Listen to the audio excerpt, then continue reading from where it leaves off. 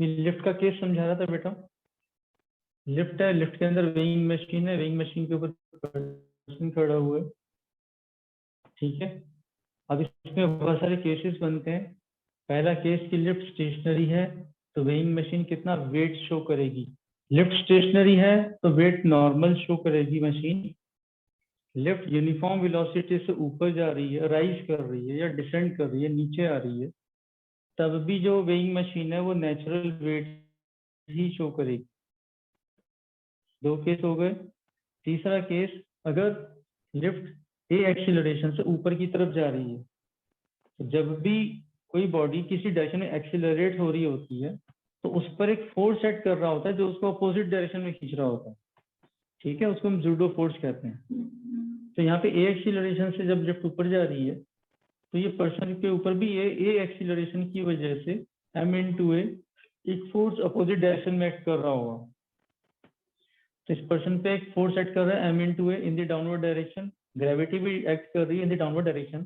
तो टोटल जो फोर्स नीचे की तरफ एक्ट कर रहा है, क्योंकि पर्सन मशीन पे खड़ा हुआ है, machine will show a force of mg + ma, that is m times g + a। ये तब होगा जब लिफ्ट ए एक्सीलरेशन से ऊपर जा रही है, ठीक है। Next case is when the lift is descending with an acceleration of a।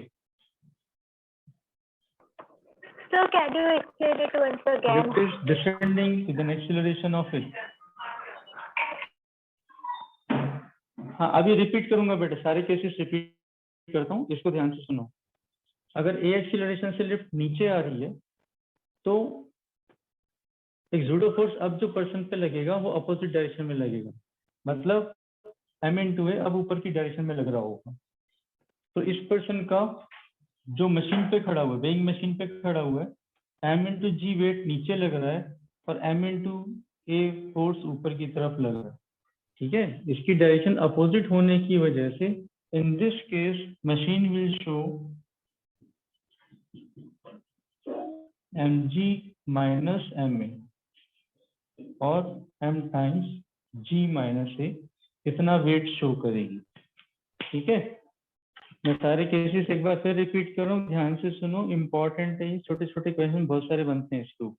तो जब लिफ्ट यूनिफॉर्म वेलोसिटी से राइज कर रही है या यूनिफॉर्म वेलोसिटी से डिल कर रही है, एक्सीलरेशन 0 है, तो machine will keep showing the natural weight of the person, ठीक है। थर्ड केस में हमने डिस्कस किया था, if lift as a whole is ascending with acceleration of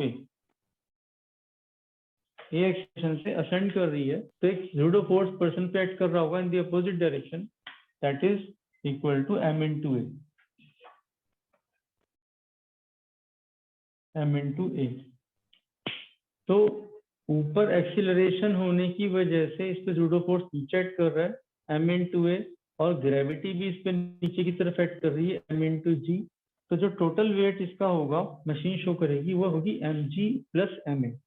दोनों फोर्सेस जो है एड अप हो जाएंगे।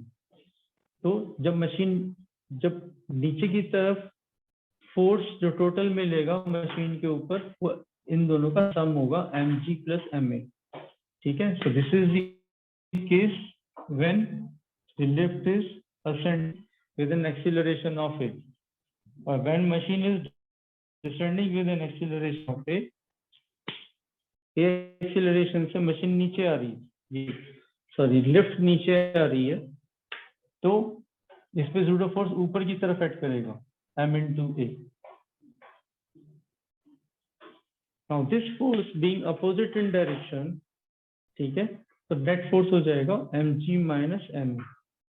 तो mg - ma की वजह से जो मशीन वेट शो करेगी वो शो करेगी अब mg - a, ठीक है। ये चौथा केस। ये चारों केस आपको समझ में आने चाहिए क्योंकि क्वेश्चन सॉल्व करने में आपको हेल्प करेंगे, ठीक है। अभी जो फर्स्ट क्वेश्चन है इसके फर्स्ट पार्ट में बोला गया है कि lift is stationary and the person natural weight of the person is 60 kg। तो मशीन कितना शो करेगी? तो machine will keep showing 60 kg as the natural weight of the person, ठीक है। और दूसरे केस में बोल रहा है when the lift is falling freely, when the lift is falling freely, अब लिफ्ट अगर फ्रीली फॉल कर रही है तो किस एक्सीलरेशन से फॉल कर, वो ग्रेविटेशनल एक्सीलरेशन जी से फॉल कर रही होगी। जब वो जी से फॉल कर रही होगी तो पर्सन पे जीरो फोर्स कितना लग रहा होगा, एम एन टू जी। इसका मतलब ए की वैल्यू क्या होगी, यहाँ पे जी होगी। So what is this, M of G minus G, this is equal to 0। तो जो उसका वेट हो गया पर्सन का, वो अब हो गया 0। तो मशीन शो करेगी 0। मशीन विल शो वेटलेसनेस, कोई फोर्स उस पर नहीं लग रहा है मशीन के ऊपर, और मशीन वेटलेसनेस शो करेगी इसका। ठीक है, तो ये फर्स्ट क्वेश्चन के आंसर्स हैं।